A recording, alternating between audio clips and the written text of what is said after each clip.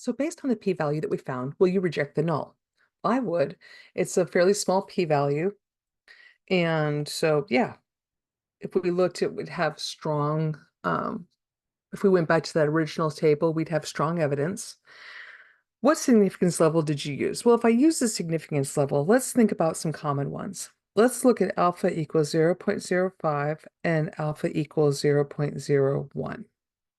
Would we reject, so at alpha here, the p-value is between 0.01 and 0.025.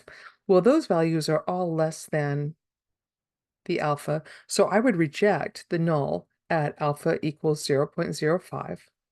How about though considering alpha at 0.01? Well, this is less than or equal to the p-value that we have there. And like I said, I found the exact p-value with the applets, which was 0.0191. Here, we would not reject. We don't reject because the p-value is larger than the alpha.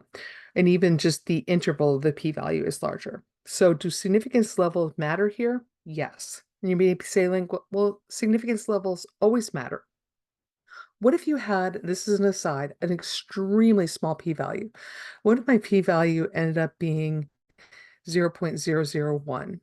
Well, for any of the significance levels, the common ones, it would be rejected. Okay, so we'd reject the null as not plausible. So for a very, very small p-value, the significance level really would not matter. Oh, as I show you the next part I typed out, based on the p-value, what can you say about the average SPF of sunscreen used by Cal Poly students, assuming that students in my class can be considered representative of all Cal Poly students? And how am I deciding? How am I deciding? Well, I did a brief summary. Based on a small p-value, we have strong evidence that the average SPF of sunscreen used by Cal Poly students is greater than 30. So this is going back to early when we were working with one proportion and we had that table, strong, very strong, moderate. And I'd say we have strong evidence. Recall that we wanted to find whether the average SPF is higher than 30. What if we wanted to find out if it's different from 30? So what's going to change? Well, the only thing that when our setup is going to change is we're going to change this to not equal instead of greater than. The t-value won't change. Degrees of freedom won't change.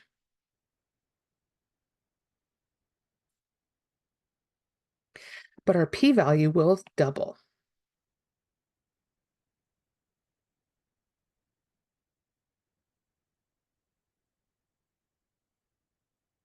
Remember, as with p, there are three types of alternate hypotheses: less than, greater than, and not equal. Not equal is the two-sided one.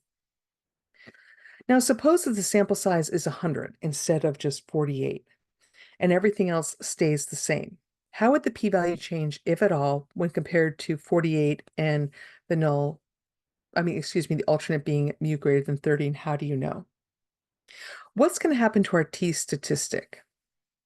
Well, you think about it, we go to a bigger sample size. What do we expect to happen to the p-value overall? And hopefully think, well, oh, right, the p-value should go down. Okay, and if you're not seeing it, what I would do is I would take a moment and recalculate this. We're going to see that the t-statistic is going to get bigger.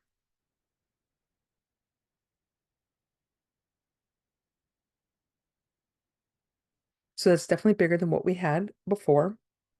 And now if we go to the table and look, what would our p-value be? Well, I expect my p-value to be smaller because my standardized statistic is larger.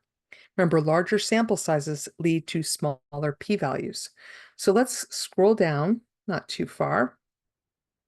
What are we looking at now? Now our degrees of freedom are not 48 or 47. Our degrees of freedom are 99. So I'm going to look at 100. If I go over to 100, my value is 3.077. So it is in between these two right here. So if I go up now, my p-value is going to be between 0.001 and 0.005.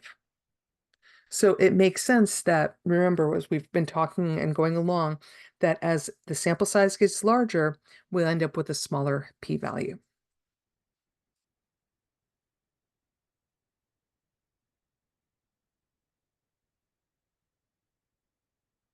Just to confirm, t-stat gets larger. And the p-value then, just to summarize this up, gets smaller.